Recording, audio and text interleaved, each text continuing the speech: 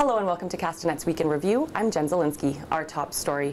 Thanks to an overwhelming response from our readers, we discovered that the new two-tier rate system designed to help conserve electricity is actually causing some customers' bills to double from what they paid in previous years. Our normal electrical bill is in the, this time of year, maybe $700 range.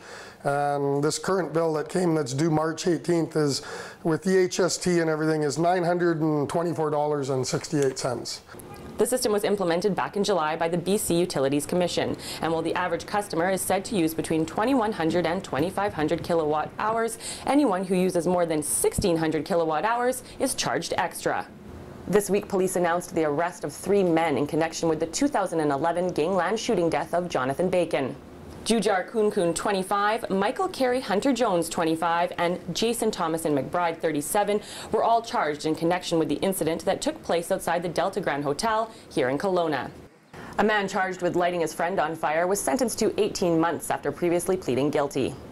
Crown had originally asked for a sentence of between 6 to 8 years for Matthew Sweetgrant, but the judge decided on a lesser sentence, stating she believed Sweetgrant had no intention of burning the skin of the victim, although she says the incident is a very serious offense.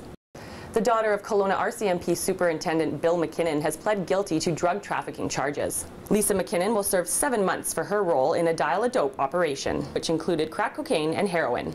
Castanet was the first to bring you a story of a man who had an aneurysm at a walk-in clinic while he was waiting to be seen by a doctor. Aaron Korposki says the clinic turned him away because he had an outstanding debt of $50. I could barely stand, I was sweating. It took all the energy for me just to stand there. And at this point, a little bit of a commotion had broken out, and the doctor came around the side, and the receptionist told him to go out back, don't worry about it, everything's okay. And at that point, I was like, are you seriously not letting me talk to a doctor even for 2 minutes? The clinic claims they asked Korposki if he was in need of emergency care.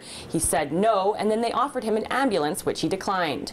Korposki drove himself to emergency, where he was quickly admitted and then spent the next 23 days in hospital. Well, that wraps up Castanet's Week in Review. I'm Jen Zielinski. Thanks for watching. Remember to send your news tips to news@castanet.net and follow us on Twitter @CastanetNews.